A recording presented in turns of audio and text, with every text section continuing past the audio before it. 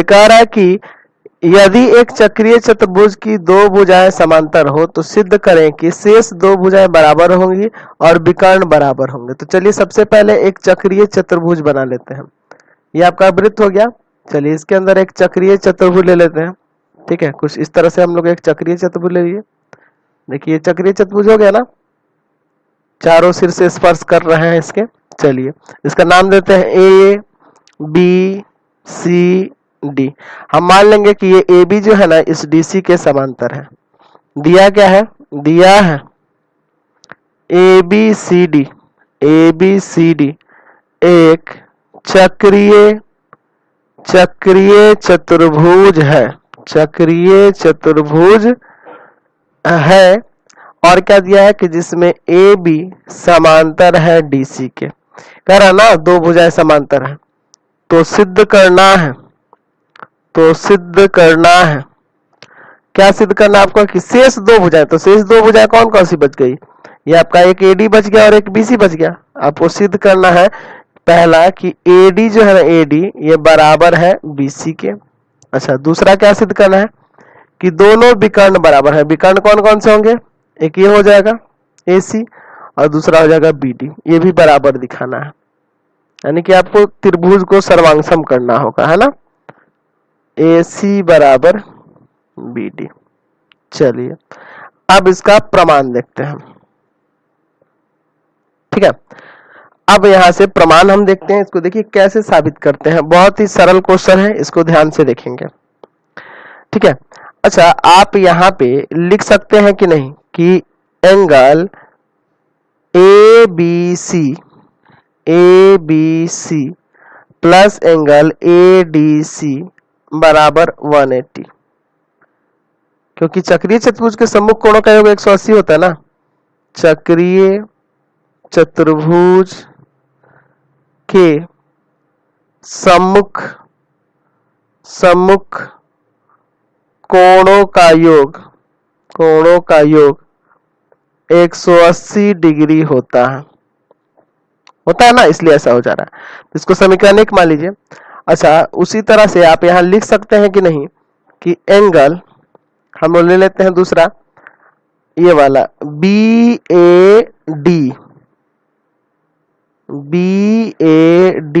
देखिए BAD और plus angle ADC बराबर 180।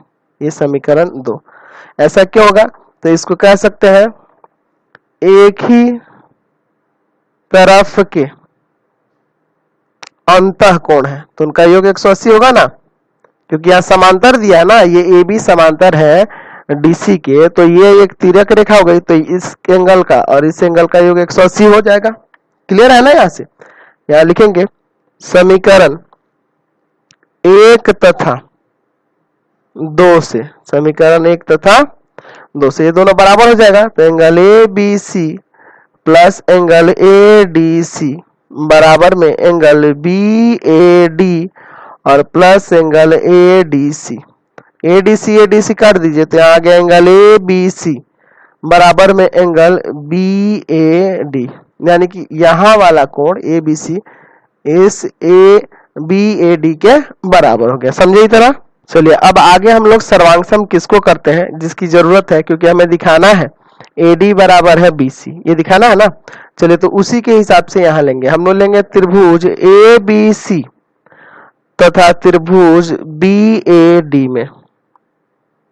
ठीक है, ABC और BAD इन दोनों में देखिए पहला तो एंगल ABC बराबर है एंगल BAD के, ये अभी हम लोग दिखा चुके हैं, साबित कर चुके हैं।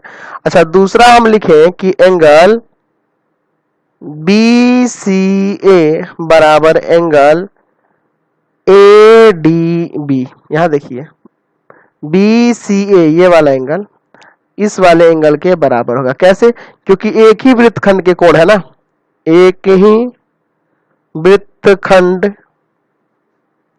के कोण बराबर होंगे ना। चलिए अच्छा, तीसरा हम लोग AB बराबर AB उभयनिष्ठ लिख सकते हैं ना, उभयनिष्ठ। तो यहां से ये दोनों त्रिभुज कौन कौन सा ABC सर्वांगसम हो जाएगा त्रिभुज BAD के। कैसे? एंगल साइड से, समझ गए ना? ये एंगल है फिर साइड है। देख लीजिए, आप ये एंगल लिए हैं, ये एंगल लिए हैं और ये वाला साइड लिए, तो एंगल साइड ना होगा, है ना? नहीं तो एक काम करते कि ये दो एंगल बराबर तो तीसरा बराबर कर देते, तो ये वाला एंगल लेते और ये वाला एंगल लेते और ये वाला साइड लेते, तब वो एंगल साइड एंगल कहलाता। ठीक है, तो इस चीज को भी ध्यान रखना होता है ना, छोटी छोटी बातों को। तो पहला जो आपका प्रूफ था, आप यहां से आप ये जो होगा BC बराबर AD लिख सकते हैं, है ना? इस AB का भाग है BC और इसका भाग है AD। अच्छा, BC बराबर AD कहिए या AD बराबर BC कहिए, एक ही बात है CP/CT से। अच्छा, और दूसरा एक और चीज जो है आपका, वो भी बराबर हो जाएगा विकर्ण।